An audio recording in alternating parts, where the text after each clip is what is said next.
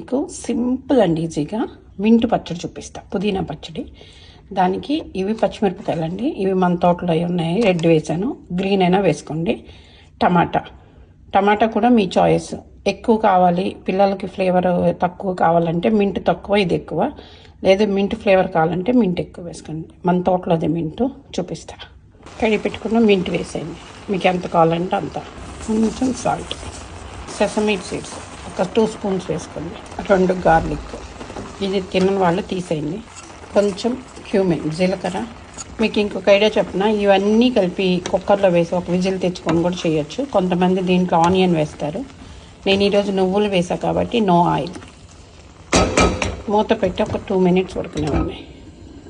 ఇది రెడీ అయ్యేలోపు మీకు 1 మినిట్లో కొబ్బరి పుట్నాల చట్నీ చూపిస్తారండి. దీన్ని మిక్సీ చేద్దాం. కొంచెం గట్టి తీసి కొంచెం వాటర్ వేసుకోండి.